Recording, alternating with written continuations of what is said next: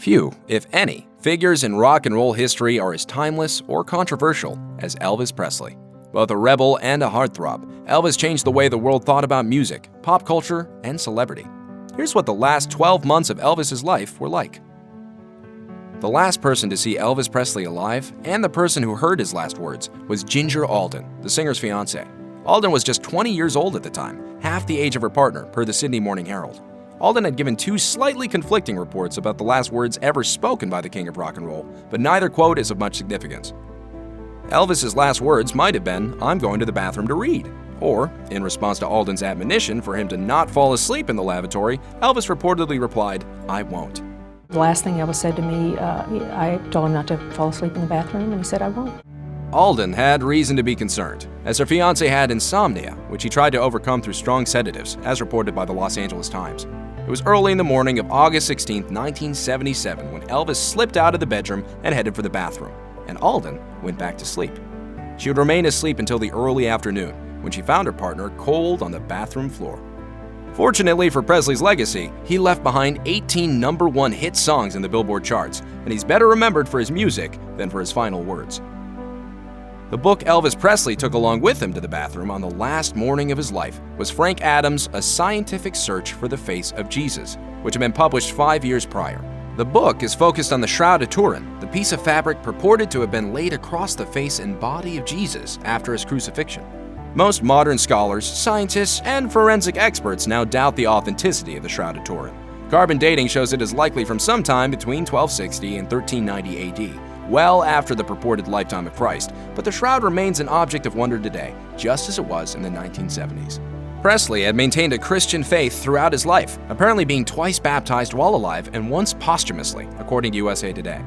He was also keenly interested in religion in general, often practicing meditation and wearing both a cross and a Star of David at times, as Elvis had Jewish ancestry on his mother's side. According to USA Today, not long before his death, he may even have been considering a conversion to Mormonism.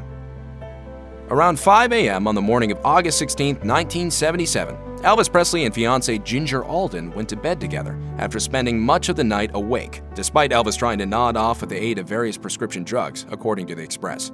At 7 a.m., Elvis apparently took another round of pills, desperate to get some rest given that he was slated to fly to Maine that evening before a concert the next day, and then continue on a tour around the nation. Still unable to sleep, Elvis left his bedroom, saying his last words to Alden at around 9:30 a.m. Alden fell back asleep and remained slumbering until shortly before 1:30 p.m. Awaking to find herself alone in bed, Alden went to look for her fiancé.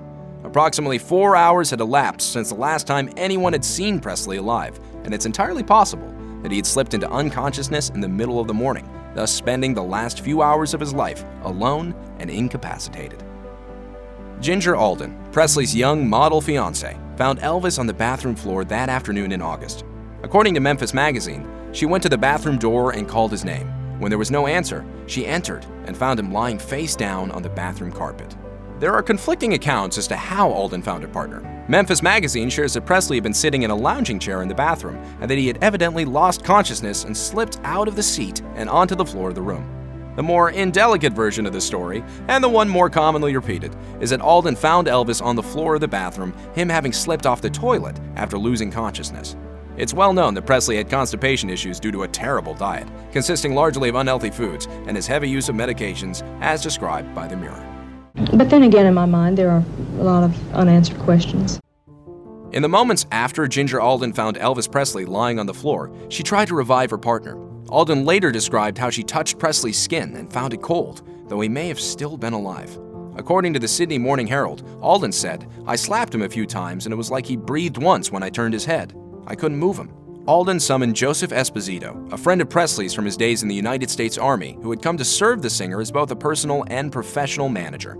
Esposito attempted to revive Presley with rudimentary first aid while awaiting an ambulance.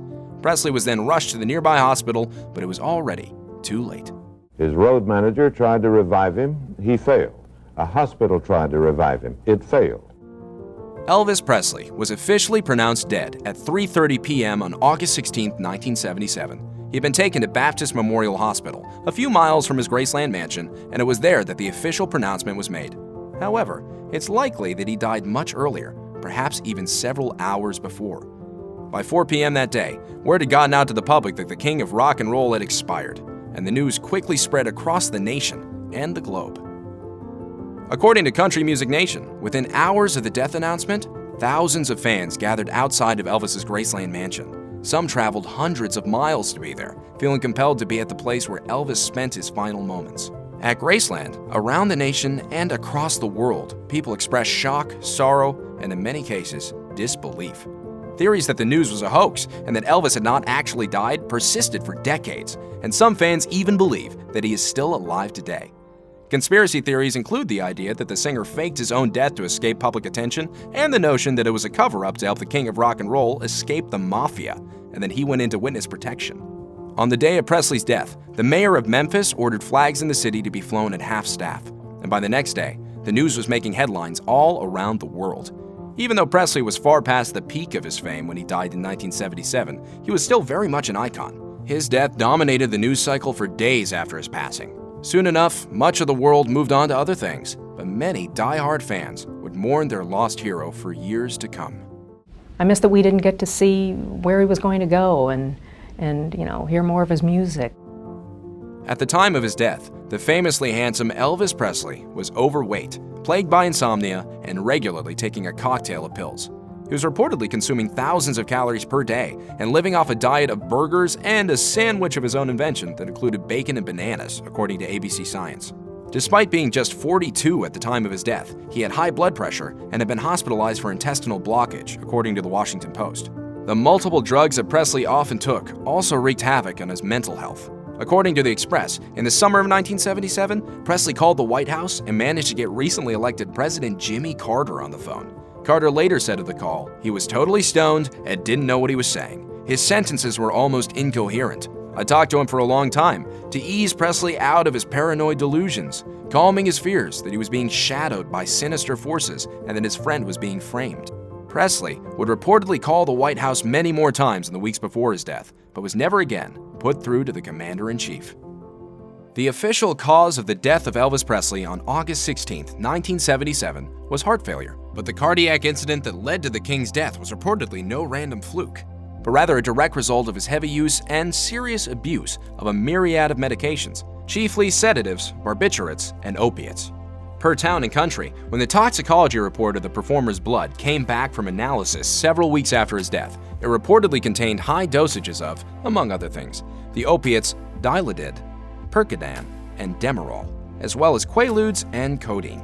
They reported traces of 10 separate drugs. However, shortly after his death, Tennessee's chief medical examiner Jerry Francisco said of Presley, had these drugs not been there, he still would have died. Presley had been misusing pills for years, and more heavily so in the last year and a half of his life. It was reported by People that Elvis's personal physician, Dr. George Nicopolis, known simply as Dr. Nick, had reportedly provided his patient with as many as 12,000 pills in the 18 months before Presley died. The doctor later claimed that the pills were intended to be shared among Presley's entire entourage, but it's likely he knew exactly where they would go. Several years later, the doctor would have his medical license temporarily suspended, and he faced 11 felony counts of overprescribing drugs in 1981, but was acquitted. Dr. Nick was finally permanently suspended from practice by the Tennessee Board of Medical Examiners in 1995, nearly 20 years after the death of his most famous patient. The body of Elvis Presley is buried at Graceland, his beloved home in Memphis, Tennessee.